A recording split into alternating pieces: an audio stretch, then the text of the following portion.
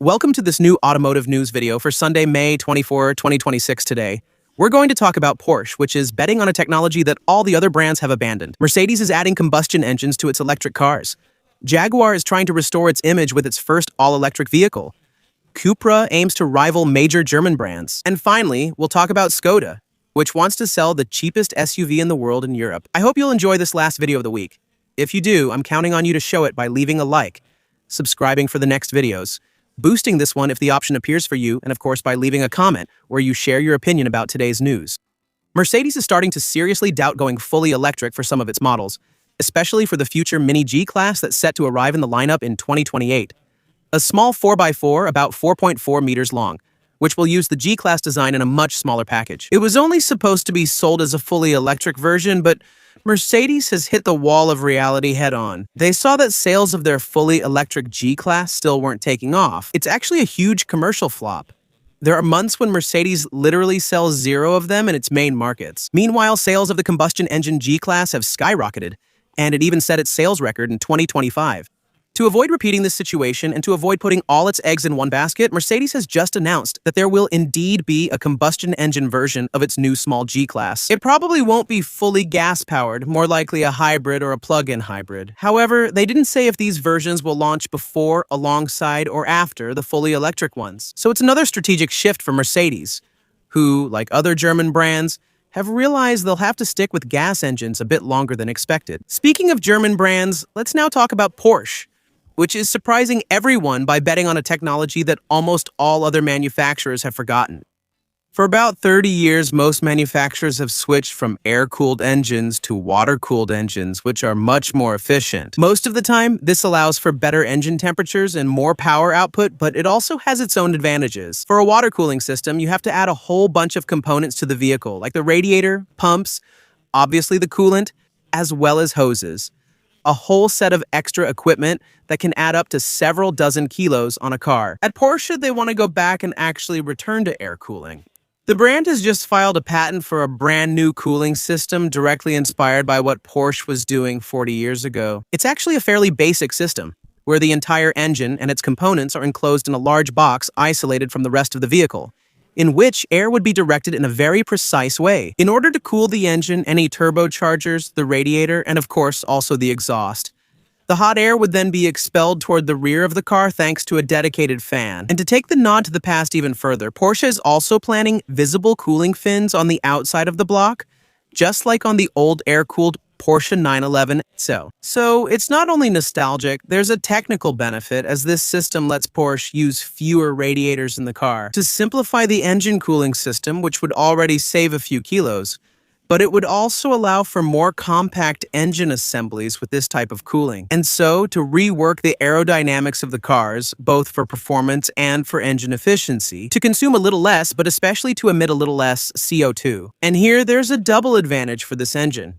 With air cooling, the engine heats up more quickly, which also helps limit the time during which the engine is cold and uses more fuel. And we know that with the upcoming Euro 7 standards, there will be more cold tests, specifically on engines. It's also possible that this system allows Porsche to find a kind of little trick to avoid seeing its CO2 emissions skyrocket. Also, you should know that with an air-cooled engine, the driving sensations are still not quite the same as with a water-cooled engine. Air-cooled cars generally have a slightly more satisfying feel, more authentic mechanical sensations, and above all, a sound that's raw. It resonates differently, it doesn't vibrate the same way, it generally gives off a rather unique metallic sound, and it's a sound and driving sensation that some Porsche fans no longer necessarily find in Porsches released after the 1990s, which now use water cooling. Currently, we're only at the patent stage, and there's no guarantee Porsche will take the project to production. But we can also say that it would be pretty easy for Porsche to play on the nostalgia factor to make a limited edition air-cooled 911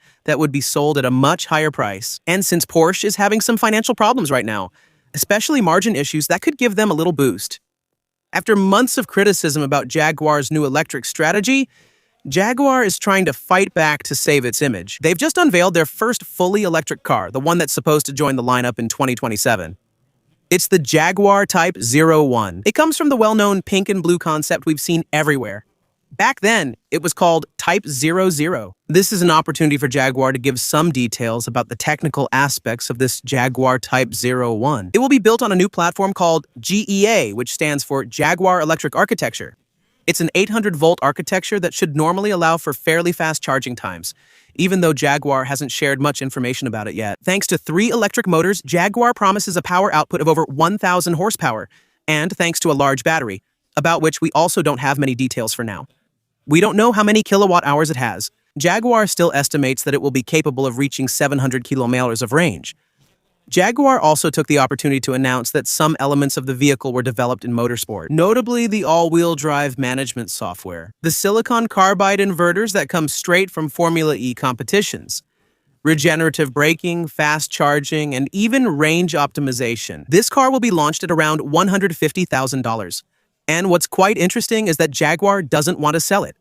Jaguar only wants to offer lease options, long-term rental or leasing options for this car, which also prevents it from being directly compared to what's already out there. Because it's true that if you take the base price of $150,000 and compare it to what's currently being offered by Chinese brands, for example, with Denza, which is going to sell its Z9 GT in Europe, the comparison is still not very favorable for the Jaguar.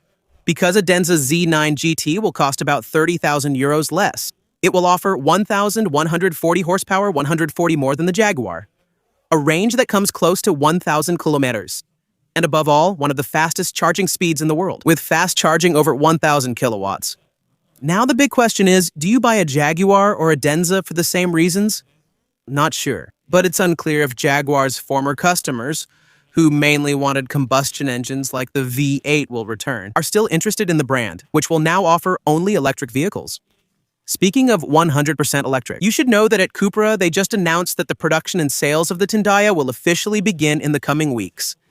It's the top-of-the-line model from Cupra. It's a large SUV that's supposed to compete with models like the BMW X3 or the Volvo EX60.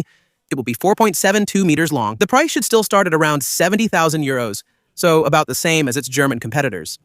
It's based on the SSP platform, which is also used by Volkswagen and Audi, but it might also be offered later in a version with a range extender.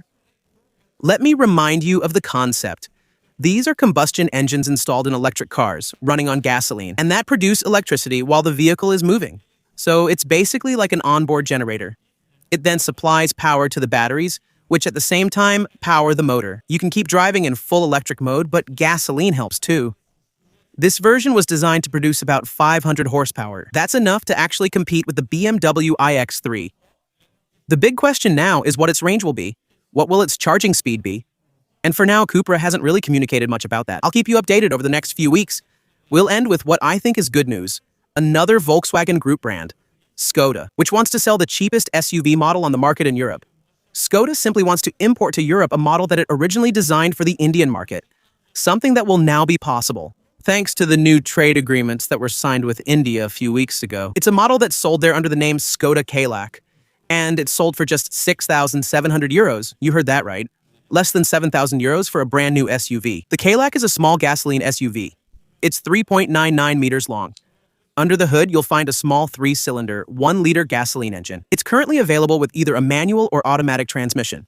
And the good news is that it still offers a lot of features.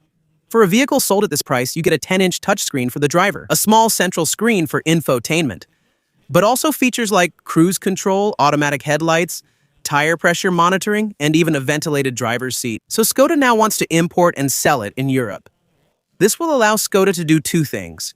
The first is to return to the mini vehicle segment. It abandoned this in 2020 with the Citigo's arrival. Since Skoda finds its own version of the Volkswagen ID.1 too costly, there aren't many other options for Skoda other than importing the Skoda Kayak to quickly get back into this sector. And especially with such an amazing price, it would really sell like hotcakes. Now it has to be said, if it's sold for less than 7,000 euros in India, between the taxes, which are actually quite low thanks to trade agreements, and the process of meeting European market standards, a lot of standard equipment will still need to be added to this vehicle so that it meets all the safety standards. But the engine will also need to be slightly reworked so that it meets European emission standards as well. This would inevitably lead to an increase in the final sale price of this vehicle, which should still allow Skoda, if they follow through with the project, to market it for under 20,000 euros new. This would literally allow them to compete with Dacia in the small SUV segment, simple combustion engine vehicles, And above all, affordable ones, and that's really what's missing from the current market. I hope you enjoyed this short video about car news. If you did, I'm counting on you to show it by leaving a like and subscribing for future videos. Also, feel free to support the channel by clicking the join button below. I'll see you tomorrow for a new week of car news. Bye.